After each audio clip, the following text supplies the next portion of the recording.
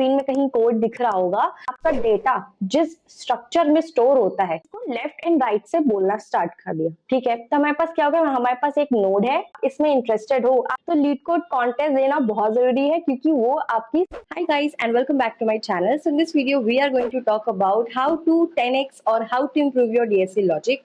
DSA logic आखिर है क्या और हम इसे कैसे इंप्रूव कर सकते हैं, हमें लीड कोड कब स्टार्ट करना है, हमें डीएसए शीट कब करनी है, जी शीट कब करना है, हमें कॉन्टेस्ट कब देना है एंड इन सारी चीजों की कौन कौन सी लेवल पे इंपॉर्टेंस कब कहाँ होती है, इस वीडियो में हम इन सारी चीजों के बारे में बात करेंगे। So without any further ado let's get started with the video. चलो अब बात करते हैं कि आपको अपना डीएसए लॉजिक इंप्रूव कैसे करना है। ठीक है, देखो डीएसए लॉजिक को इंप्रूव करने के लिए आपको डेटा स्ट्रक्चर्स एंड एल्गोरिथम्स पे बहुत अच्छी पकड़ होनी चाहिए।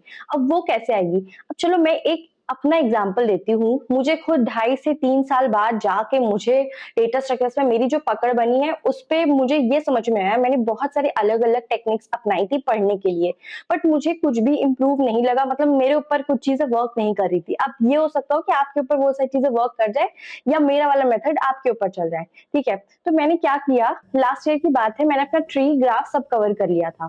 तो ट्री, अगर मैं ट्री का एग्जाम्पल लूं तो मैंने खुद को समझाया कि अच्छा डेटा स्ट्रक्चर होता क्या है। तो डेटा स्ट्रक्चर मतलब ये होता है कि आपका डेटा जिस स्ट्रक्चर में स्टोर होता है उसको हम लोग बोलते हैं data structure. Well and good, बहुत ही सिंपल है। ठीक है, अब देखो मान लो अगर हम एरे और ट्री को कंपेयर करें तो एरे का जो स्ट्रक्चर है वो क्या है, वो लीनियर स्ट्रक्चर है। ठीक है, बट जो ट्री का जो डेटा स्ट्रक्चर है वो ट्री है।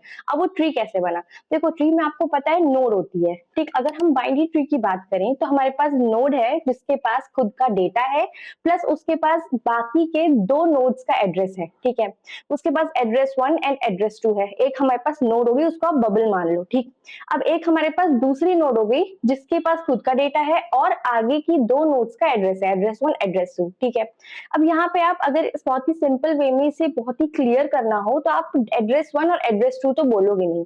इसको क्लियर करने के लिए आपने क्या किया, आपने इसको लेफ्ट एंड राइट से बोलना स्टार्ट कर दिया। ठीक है, तो हमारे पास क्या होगा, हमारे पास एक नोड है, हमारे पास उसका खुद का डेटा है। इतना क्लियर हो गया होगा कि हमारे पास ट्री एक डेटा स्ट्रक्चर है। ठीक है, अब ट्री में भी अलग अलग टाइप के शेप्स होते हैं। ट्री में जैसे हो गया binary tree, binary search tree, AVL tree, red black tree, बहुत सारी चीजें, बट ज्यादातर इंटरव्यू वगैरह में पूछा जाता है बाइनरी ट्री और बाइनरी सर्च ट्री। ठीक है, अब फिर मैंने सोचा कि यार ट्री डेटा स्ट्रक्चर जो है ये मान लो नोड्स हैं, कनेक्टेड नोड्स हैं। ठीक है, तो एरे में जब हम ट्रैवर्स करते हैं, मान लो हम एरे को पूरा पूरा फर्स्ट इंडेक्स से लेकर लास्ट इंडेक्स तक हमें उसे ट्रैवर्स करना है, एक एक एलिमेंट्स को प्रिंट करना है। तो हमारे पास क्या है, हमें पता है कि हम फॉर लूप लगा सकते हैं एरे की साइज पे एंड हम सी आउट कर सकते हैं, सारी चीजें प्रिंट कर सकते हो, एक्सेस कर सकते हो एरे के इंडेक्स को। ठीक है, बट अगर हमें अपने नोड्स को एक्सेस करना है तो हमारे पास क्या होना चाहिए, तो इसीलिए इनके हर एक डेटा स्ट्रक्चर के पास खुद का ट्रैवर्सल एल्गोरिथम है, उसको एक्सेस करने का अलग अलग पैटर्न है। ठीक है, अब जैसे हमारे पास ट्री है, अगर आप ट्री का स्ट्रक्चर अगर कॉपी में बनाओगे या कुछ पेन या रजिस्टर ले लो, ट्री का स्ट्रक्चर बनाओ। अब आप सोचो कि आप इसको कैसे कैसे एक एक नोड्स पे, एक एक ट्री और नोड्स पे कैसे आप ट्रैवर्स कर सकते हो। ठीक है, तो जब आप ऐसे करके देखोगे तो आप देखोगे कि नहीं यार, मुझे ना पहले एक लेवल पे जाना है, पहले मैं रूट को ट्रैवर्स करूंगी, फिर मैं क्या करूंगी कि मुझे एक एक लेवल को पूरा पूरा कंप्लीट करके फिर मैं जाऊंगी। ठीक है, तो इसको हम क्या बोलते हैं, इसको हम बोलते हैं लेवल ऑर्डर ट्रैवर्सिंग, यानी कि ब्रेथ फर्स्ट सर्च। ठीक, अब यहाँ पे क्या हो गया कि यहाँ पे हमें क्या करना है, मान लो मुझे अब चाहिए कि नहीं यार मैं ना एक एक डेप्थ पहले सर्च करूंगी, तो मैं रूट गई, अगर रूट का लेफ्ट चाइल्ड है तो मैं लेफ्ट चाइल्ड गई, अगर उस लेफ्ट चाइल्ड का भी लेफ्ट चाइल्ड है तो मैं लेफ्ट चाइल्ड गई। तो यहाँ पे क्या हो रहा है, यहाँ पे मैं डेप्थ फर्स्ट सर्च अप्लाई कर रही हूँ, डीएफएस। ठीक है, बट यहाँ पे डीएफएस भी 3 टाइप्स के होते हैं। जो आपका रूट है, अगर आप रूट को पहले ट्रैवर्स करते हो तो वो हो गया आपका, क्या हो गया, प्री ऑर्डर ट्रैवर्सल। ठीक है, अगर आप रूट को लास्ट में ट्रैवर्स करते तो उसको हम बोलते हैं पोस्ट ऑर्डर। तो ये होते हैं हमारे डिफरेंट टाइप्स ऑफ ट्रैवर्सेस। तो यार मैंने ना खुद को बैठ के क्वेश्चन किया कि यार एक बात बताओ, फिर अब चलो अगर मैं आप क्वेश्चन देखें आप, तो आपने देखा होगा, अगर आप कोड देखो, आपको स्क्रीन में कहीं कोड दिख रहा होगा, तो अगर आप जो है डीएफएस का कोड देखोगे तो उसमें आप देखोगे कि क्यों यूज हो रहा है। लेकिन जब आप डीएफएस का देखोगे तो उसमें 2 तरीके के कोड होते हैं, एक होता है रिकर्सिव और एक होता है नॉन रिकर्सिव। जो नॉन रिकर्सिव कोड होता है उसमें हम स्टैक यूज करते हैं। तो मेरा खुद से ये क्वेश्चन था कि यार हम लोग बीएफएस में क्यों नहीं स्टैक यूज कर सकते और डीएफएस में क्यों नहीं यूज कर सकते हैं, और रिकर्शन सिर्फ हमारा डीएफएस नहीं क्यों हो रहा है। तब मुझे पता चला कि आपका जो ब्रेथ फर्स्ट सर्च है, यानी कि जो लेवल ऑर्डर ट्रैवर्सल है, वो लेवल्स को पहले एक्सेस करें। अब हम यहाँ पे क्यू यूज करें। क्यू का मतलब क्या होता है? फर्स्ट इन फर्स्ट आउट, ठीक है। तो यहाँ पे क्या होगा, जो लेवल पहले होगी हम उसे पहले ही रखेंगे। क्यू यहाँ पे हमारा काम आएगा, स्टैक यहाँ पे काम नहीं आएगा, ठीक है। तो इसी तरीके से आपको हर एक लेवल पे आपको क्वेश्चन करते जाना है। अब मैं आपको बताती हूँ क्या हुआ। मेरा जो ट्री डेटा स्ट्रक्चर है वो ऑलमोस्ट 4 वीक्स में कंप्लीट हुआ, यानी कि 1 महीने में, और मैंने 50 प्लस क्वेश्चंस उसमें सॉल्व किए। अब मैं बताती हूँ कैसे। अब आप सोचोगे कि यार 4 वीक्स मतलब कि रफली 28 डेज हो गए, है ना, यानी कि मैंने एक दिन में 2 से 3 क्वेश्चन सॉल्व किए होंगे तभी जाके 50 प्लस क्वेश्चन हुए होंगे। बट ऐसा नहीं है, मैंने डीएसए बहुत ही आराम से, मैं सिर्फ पर डे 1 से 2 घंटे ही देती थी। ट्री डेटा स्ट्रक्चर की बात कर रही हूँ मैं। मैंने इस टाइम में ट्री करा था, ठीक है, बाइनरी सर्च ट्री सब कुछ।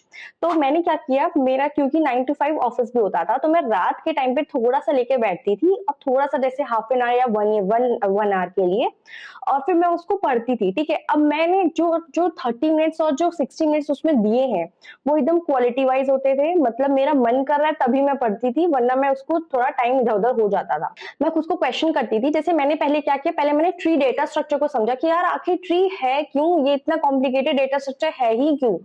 फिर मुझे उसका आंसर मिला। फिर मैंने क्या किया, उसको छोड़ दिया। फिर मैंने नेक्स्ट डे उसको थोड़ा एब्जॉर्ब होने दिया, थोड़ा समझा, उसके बारे में सोचा कि अच्छा ऐसे। बाद में मतलब आप कोई भी काम कर रहे हो तो आपको उसके बारे में सोचते रहना है। अब यार ये सारी चीजें जो मैं बता रही हूँ ये आप तभी कर पाओगे जब आपको इंटरेस्ट होगा। तो डेटा स्ट्रक्चर करने से पहले आपको ये पता होना चाहिए कि क्या आप इसमें इंटरेस्टेड हो, आप क्यों हो इंटरेस्टेड, आपका गोल क्या है। तो डेटा स्ट्रक्चर तभी आपका कंप्लीट हो पाएगा जब आप पूरा उसको दिल से पढ़ो, दिमाग से भी पढ़ो, बट आपका दिल यूज होना बहुत जरूरी है, मतलब आपको इंटरेस्ट होना बहुत जरूरी है। तो मेरा जो इंटरेस्ट जागा वो जब मैंने धीरे धीरे खुद को प्रेशर नहीं किया। फिर ऐसे ही करके मैंने पूरा 1 वीक दिया, एंड मैंने उसमें ट्रैवर्सल एल्गोरिथम वगैरह सब एक्सप्लोर किया। ऐसा नहीं है कि ये मैं फर्स्ट टाइम कर रही हूँ, मैं कई बार डीएसए स्टार्ट करके छोड़ चुकी हूँ, इसलिए मुझे इतना टाइम लगा। अगर आप एकदम बिगिनर हो तो आपको 2 से 3 महीने लग सकते हैं अगर आप प्रॉपरली टाइम दो। क्या फिर मैंने क्या किया ना, मैंने क्वेश्चन सॉल्व नहीं किया, मैंने क्या किया, इन ऑर्डर ट्रैवर्सल, यानी या फिर आप ले लो बीएफएस ले लो, तो लेवल ऑर्डर ट्रैवर्सल के लिए मैंने क्वेश्चंस उससे पूछी, इस ट्रैवर्सल पे कितने क्वेश्चंस बन रहे हैं। तो सिर्फ इस ट्रैवर्सल पे आपके बहुत सारे क्वेश्चंस पड़ेंगे, तो आप उस क्वेश्चन के साथ उसका सोल्यूशन देखो, और आप देखोगे तो आपको समझ में आएगा कि इन सारी ट्रैवर्सल एल्गोरिथम पे सिर्फ 1 या 2 लाइन ही चेंज हो रही है, बाकी पूरा एल्गोरिथम एकदम सेम है, ठीक है। आपको ये ऑब्जर्व करना है, इसी को बोलते हैं पैटर्न। पैटर्न क्या होता है कि किसी एक पैटर्न पे क्वेश्चन सॉल्व हो रहा है, बस उस पैटर्न में थोड़े से 2-3 लाइंस ऑफ कोड चेंज हो रहे हैं, बट वो 2-3 लाइंस ऑफ कोड चेंज करने के लिए आपका डीएसए लॉजिक स्ट्रांग होना चाहिए। दिखने में बहुत छोटी चीज है, बट उसमें आपको इंटरनली आपका दिमाग चलना बहुत जरूरी है। तो इसलिए आपको पहले बहुत टाइम दे के एकदम भागना नहीं, क्योंकि डीएसए आपका 2 या 3 या 4 महीने में कंप्लीट नहीं होगा। आपको टाइम देना पड़ेगा, मिनिमम 6 मंथ्स तो लगेंगे। अगर आप डेडिकेटेड टाइम दे रहे हो, डेडिकेटेडली पढ़ रहे हो, तो आपको 6 महीने, नहीं तो आपको उससे ज्यादा भी लगेगा, ठीक है। तो टाइम की टेंशन ना लो, बहुत प्यार से पढ़ो, बहुत अच्छे से पढ़ो, आराम से लॉजिक क्लियर हो जाएगा, देर सवेर कुछ ना कुछ तो हो ही जाएगा, ठीक है। अब यहाँ पे लोग बात करते हैं कि यार मुझे डीएसए शीट करेंगे ना तो हमारा डीएसए हो जाएगा। देखो, जो आपका डेटा स्ट्रक्चर है उस पे तो आपको जी जान लगानी है, चाहे जितने क्वेश्चन आप सॉल्व करो, ठीक है। फिर आपका जो एसडी शीट है वो आपकी रिवीजन के टाइम पे काम आती है। मान लो आपने डेटा स्ट्रक्चर बहुत अच्छे से सब कुछ कर लिया, सब कुछ, इंटरनेट पे कोई क्वेश्चन नहीं छूटा है, ठीक है। तो अब आप यार एक बार करके फिर आप छोड़ दोगे ना तो आपका डीएसए रह जाएगा, बिल्कुल आपको फिर से रीस्टार्ट करना पड़ेगा। तो इसलिए आप बीच बीच में डीएसए शीट अपनी जो है पूरा रेगुलरली हर एक क्वेश्चन लगाओ, कभी असेंडिंग ऑर्डर में लगाओ, कभी डिसेंडिंग ऑर्डर में लगाओ। तो ऐसे करके आपका डीएसए, जब मान लो आपको कोई इंटरव्यू आने वाला है, 1 महीने बाद कोई इंटरव्यू है, 2 महीने बाद इंटरव्यू है, तो आप डीएसए शीट लगाना शुरू कर दो, आपको सारे क्वेश्चन आपका डीएसए पूरा रिवाइज हो जाएगा। अब यहाँ पे लीड कोड क्वेश्चन या लीड कोड कॉन्टेस्ट में क्या बात आती है, जब आप लीड कोड कॉन्टेस्ट देते हो तो लीड कोड कॉन्टेस्ट से आपके जो थिंकिंग, जो टाइम है वो इंक्रीज होता है। अब जैसे मैंने आपको स्टार्टिंग में बताया था कि आपका इंटरव्यू जो है वो सिर्फ 40 और 45 मिनट्स का ही होगा, तो वहां पे आपका काम आता है लीड कोड कॉन्टेस्ट, ठीक है। तो लीड कोड कॉन्टेस्ट तक पहुंचने के लिए आपको डेटा स्ट्रक्चर्स कवर करना पड़ेगा। तो लीड कोड कॉन्टेस्ट देना बहुत जरूरी है, क्योंकि वो आपकी स्पीड बढ़ाएगा। तो यहाँ पे हर एक चीज का अपनी अपनी इंपॉर्टेंस है, तो आपको बस ये पता होना चाहिए कि आपको कब कौन सी चीजें इंप्लीमेंट करनी है।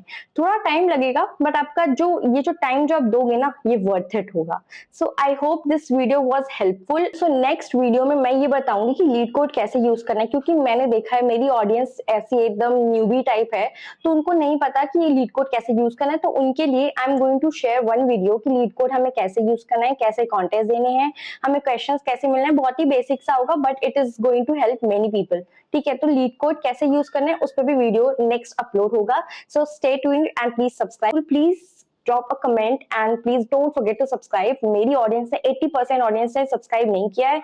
वीडियो देख लेते हो आप लोग बट सब्सक्राइब नहीं करते हो। So it is going to help and it is not going to harm you if you are going to subscribe me. So that's all. Thank you for watching and I will see you in my next video. Bye bye.